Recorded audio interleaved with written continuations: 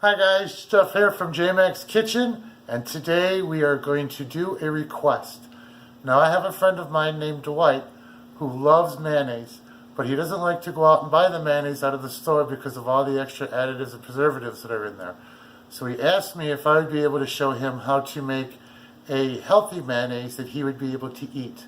So this is going to be in the style of Miracle Whip because I love Miracle Whip, and this is going to be a lot healthier for you. So let's get started. So the first thing we're going to do is we've measured out 2 tablespoons of sugar. We have a teaspoon of salt. We have a teaspoon of onion powder. We have a half a teaspoon of paprika, a half a teaspoon of black pepper.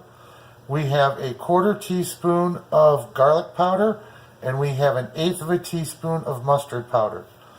We have 1 cup of oil. Now the oil you can really use depending on what you like. Some people like to use olive oil, an extra virgin, because it's not has a real aftertaste to it. But when I'm making mayonnaise, I like to use sunflower oil, just because it's got a little bit lighter of an aftertaste, and it's a little bit more smoother, a little bit more clean. Then we're also going to do a teaspoon of vinegar, a teaspoon of lemon juice, and we're also going to do 2 eggs. So the first thing we want to do is you want to make sure that your food processor is nice and clean.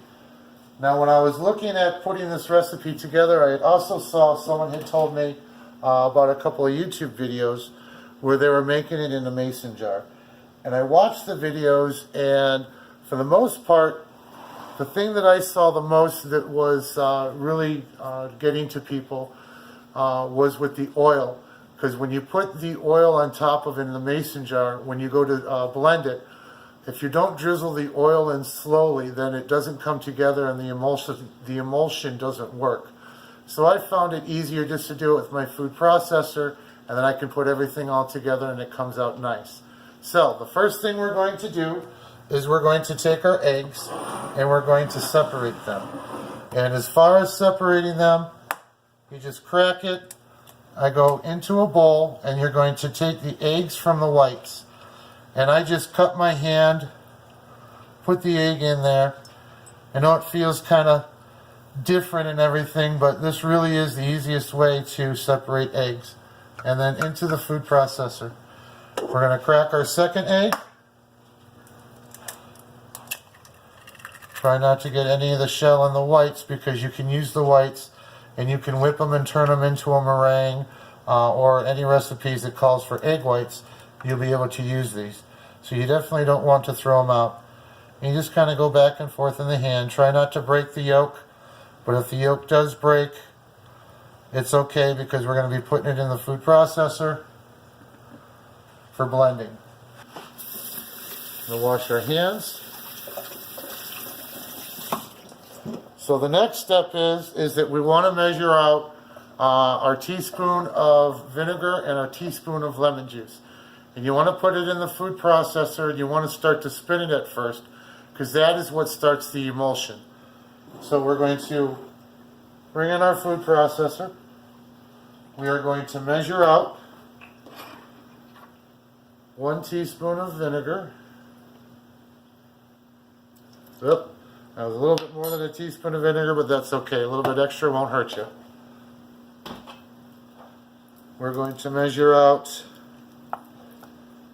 gotta get that open, 1 teaspoon of lemon juice. And if you want to use fresh lemon, you can, but lemon juice from the bottle works just as well. So 1 teaspoon of that.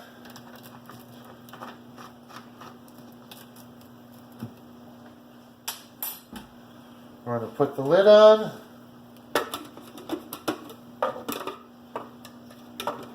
Like so.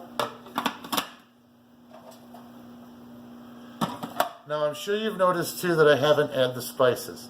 The spices you don't want to put in until the end, because if you put it in the beginning, sometimes it mixes up with the egg yolks too much, and then it won't emulsify properly. So we're going to do the eggs, we're going to spin them, just to get the emulsion going. Then we're going to start to pour in the oil, and then once the oil is in and everything is all mixed up, we're going to add the spices. Now another thing that you want to do when you're adding the oil, for the first 30 seconds, when the emulsification is starting to really come together, you don't want to pour the oil in too fast. You just want to do it with a light stream. After that 30 to 45 seconds, then you can kind of pick up the pace a little bit to get it going. So let's get everything done. Oh, the also thing that you want to do too is that when you're spinning it, because you are putting in the oil, you can't put your lid on, so it does have a tendency to splash up a little bit. So just kind of use your hand to cover the spout so that everything will go.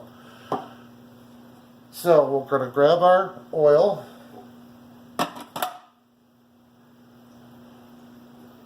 We're going to let this spin for just a few seconds to get it to go.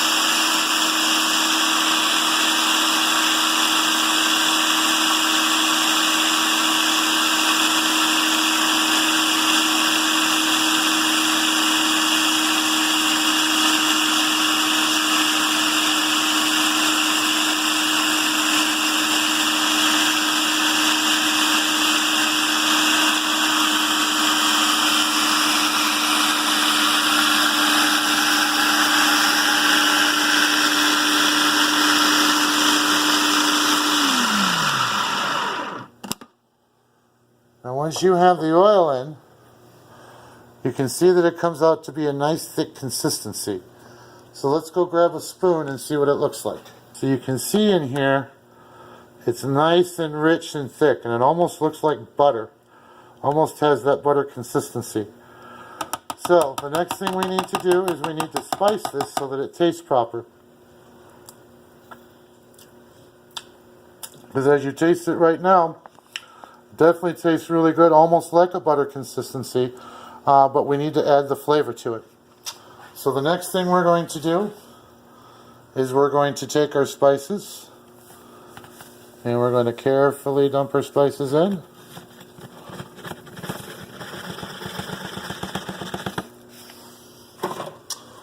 We're going to put the lid back on. Put the spout in. And we're going to blend it up for another 15-20 seconds just to make sure that all the spices are together.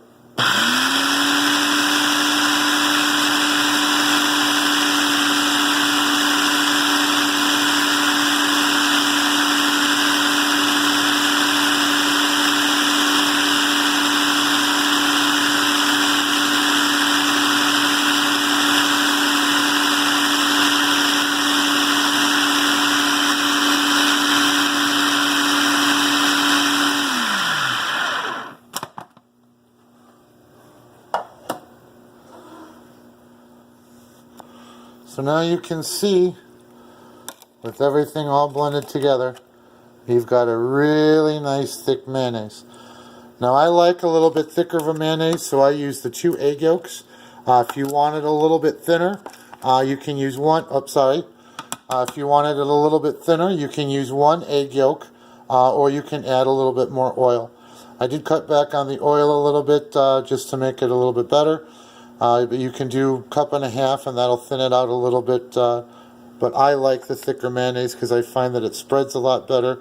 And then when I use it in my coleslaws and stuff, it tends to hold a lot better. Okay, so now that the mayonnaise is done, let's take a test to see if we need to adjust anything.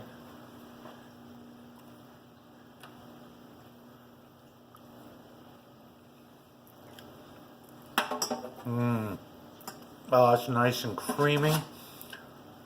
And you can taste the onion powder with the hint of the garlic and the salt that adds a nice pop to the back of the palate. That is absolutely fantastic. So for Dwight, I hope this came in handy for you so that you're able to make mayonnaise again and be able to enjoy them on your sandwiches and your coleslaw. And thank you for joining us at JMax Kitchen. Always remember, treat friends like family, and it's always okay to play with your food. Thank you and have a good day. Bye-bye.